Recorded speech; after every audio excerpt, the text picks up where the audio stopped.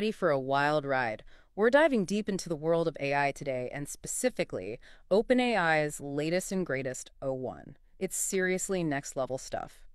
Picture this, an AI that doesn't just spit out answers, but actually shows you how it got there. Like step-by-step reasoning, kind of like how we solve problems. It's a huge deal. What they've done is use something called reinforcement learning, basically training O1 to think better over time. Think better, meaning give us the rundown on how much better we're talking here. Well, for starters, OpenAI is saying this thing can crush some seriously hard exams.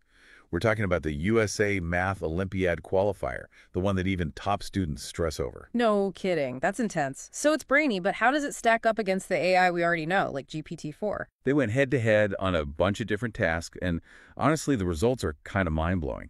They even have a chart in their research paper that really shows the difference in how they approach problems.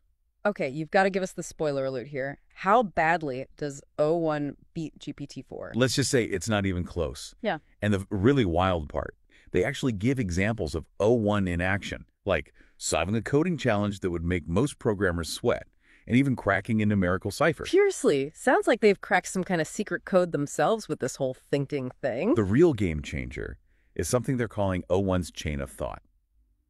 Instead of just giving you the answer, it lays out every single step of its reasoning process. You can literally see how it breaks the problem down, considers different options, and then boom, solution. So it's like peeking right inside the AI's brain. I gotta ask, if it's this good, did they throw some seriously tough challenges at it? Oh, you bet they did. They even put it up against actual human PhDs. PhDs? Get out of here. What'd they have them do? It was a benchmark test called GPQA Diamond. Covers all the hard sciences, physics, biology, chemistry, you name it. Okay, I'm on the edge of my seat. Who came out on top, human brain power or AI? You ready for this? O1 crushed it.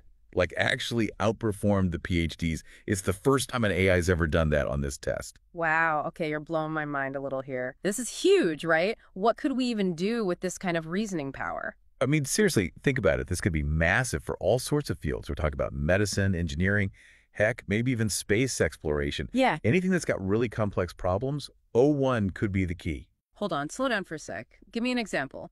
What could it actually do, say, in medicine? Okay, how about this? Drug discovery.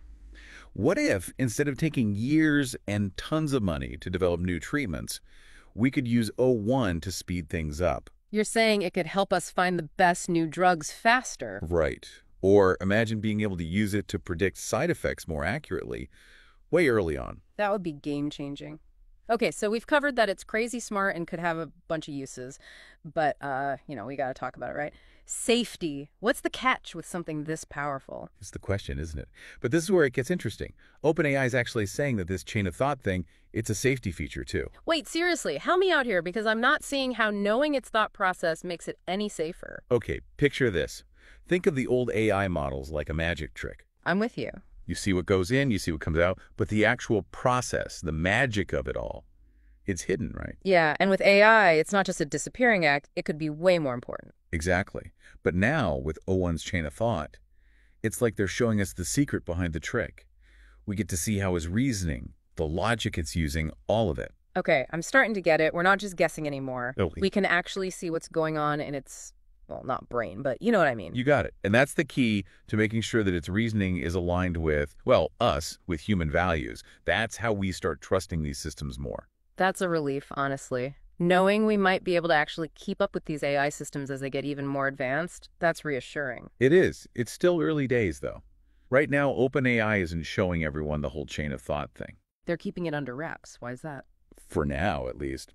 But they're hinting that in the future, this could be how they keep an eye on the AI, make sure it's not going off the rails. I see. So it's like, if we can see how it's thinking, we could spot any problems before they get too big. Exactly. Prevention is better than cure, right? All right, we've covered a lot of ground here. We've talked about how O1 solves problems, how it might be used, and even how this new approach could actually make AI safer. Ooh, my brain is definitely full. But, even with all the technical stuff, it's hard not to think about the bigger picture, this whole idea of a machine that can think. I know what you mean. It really makes you wonder where the line is between human intelligence and what AI can do. Like, if O1 can reason this well, what else is possible? It's kind of a trip, right? Like, are we entering some new era where AI is going to be more like a partner in thinking, creating, whatever. It's exciting. Think of all the potential in fields like, oh, medicine or art or even just everyday problem solving. If we can harness this power responsibly. There's that word again, responsibly. We can't forget that part. It's awesome to think about the possibilities, but we got to be careful too. Absolutely. And that's where you come in, listeners. This deep dive was just a taste of what's happening in the world of AI, but it's up to all of us to stay informed and keep asking the tough questions. Yeah, we've got to make sure AI is used for good and that we're shaping the future we want together. Couldn't have said it better myself. Yeah. So until next time, keep exploring, keep learning, and keep asking those big questions. We'll see you in the next deep dive. Catch you then.